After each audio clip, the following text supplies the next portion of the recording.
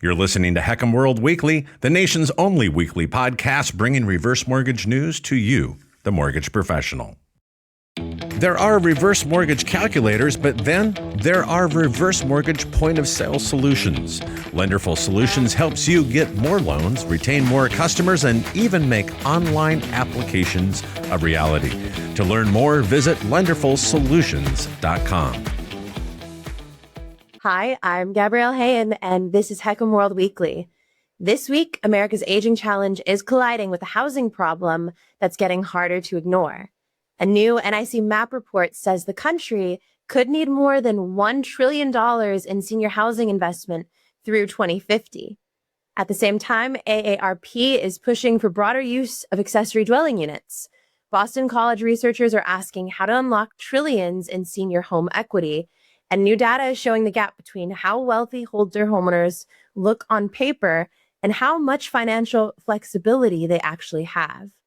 We'll also look at slowing home price growth, major differences between local housing markets, and the latest HECM broker rankings. Let's get into it.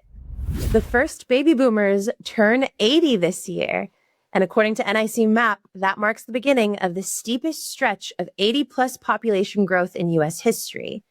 NIC MAP says the 80-plus population will grow by around 1/3 by 2030, 2/3 by 2035, and nearly double by 2040.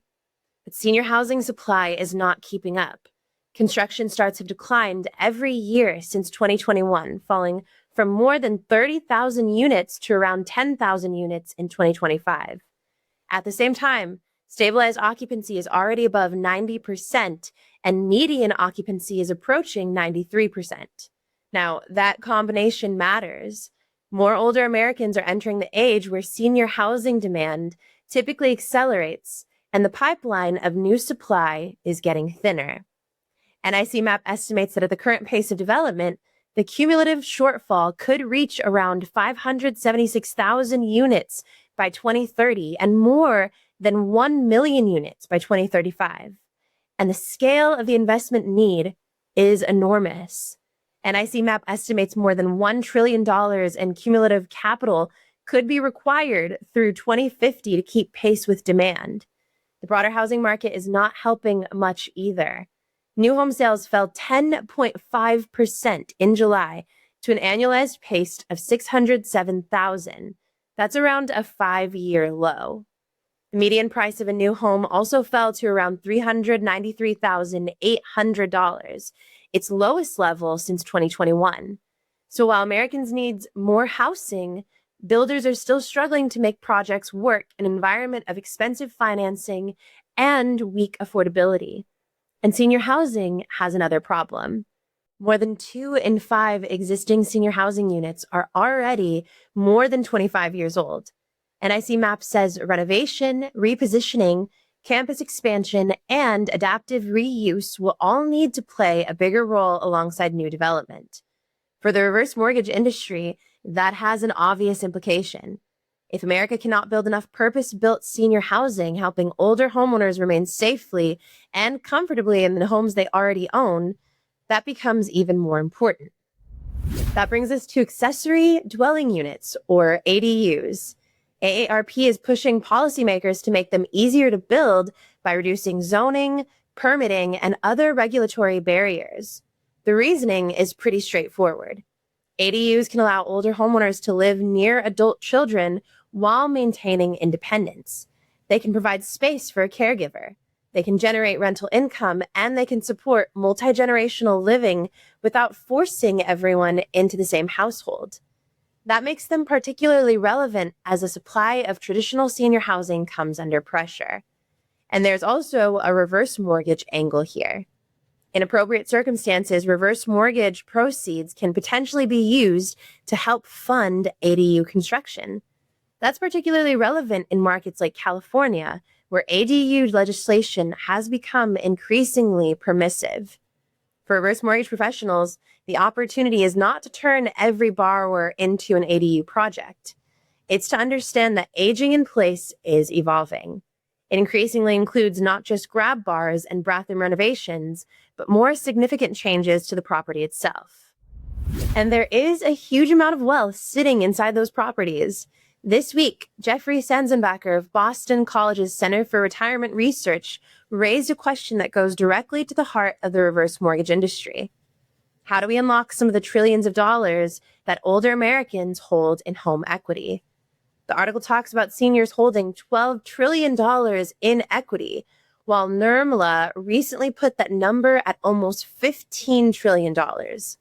Americans aged 65 and older own roughly 1/3 of all owner-occupied homes, even though they make up only a little more than 1/6 of the population. For many middle-income retirees, the home represents a substantial share of total wealth. The challenge is liquidity. Home equity is valuable, but it cannot easily be spent without selling the home or borrowing against it. And many older Americans simply do not want to move. Boston College points to emotional attachment, transaction costs, and a desire to leave the property to heirs as some of the reasons. Reverse mortgages are one potential solution, but the research also highlights the industry's long-standing penetration problem. That may be the most important number in this entire section.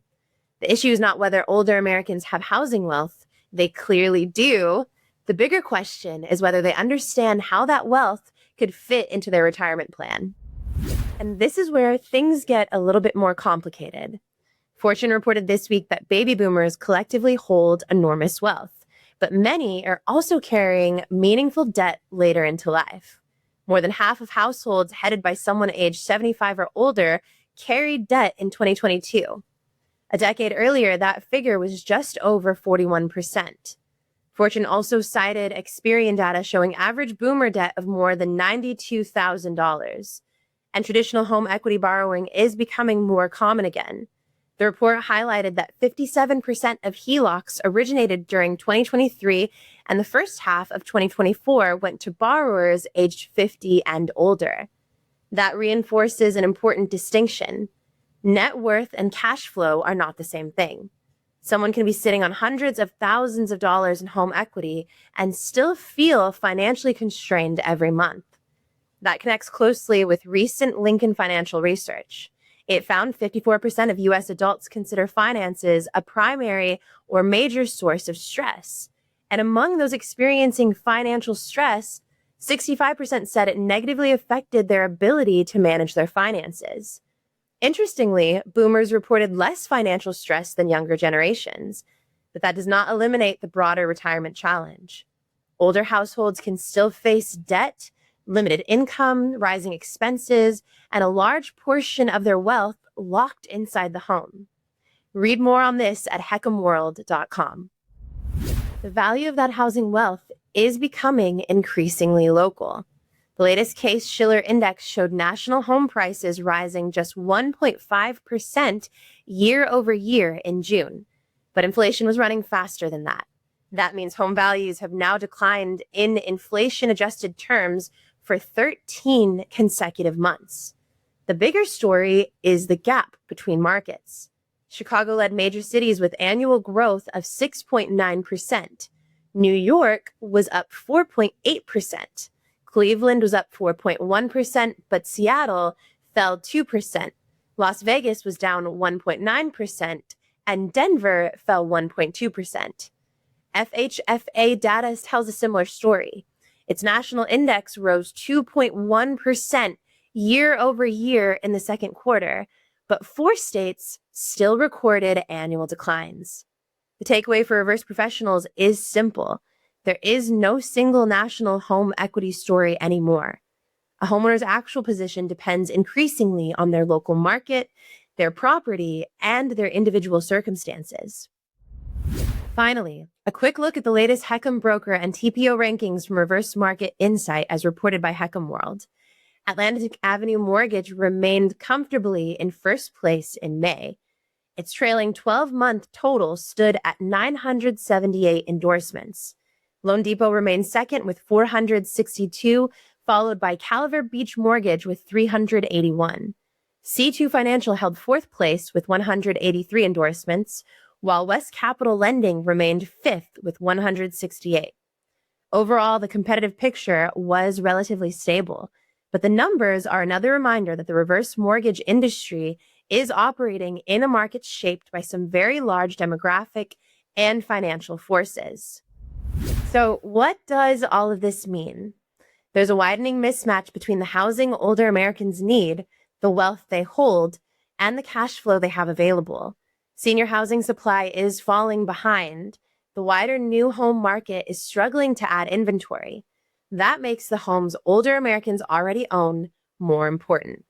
ADUs are one example of how those homes can be adapted. Reverse mortgages may provide one way to finance some of those changes. And at the same time, older Americans hold trillions in home equity, while many still carry debt and face pressure on monthly cash flow. And the value of that equity is becoming more dependent on where they live. For reverse mortgage professionals, these are not separate trends.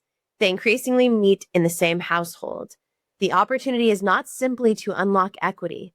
It is to help homeowners understand how the home fits into their broader retirement, housing, and financial plan, and where a reverse mortgage may or may not help them achieve the outcome they want. That's it for this week. What are you seeing in the market? Let us know in the comments. I'm Gabrielle Hayen, and this has been HECM World Weekly.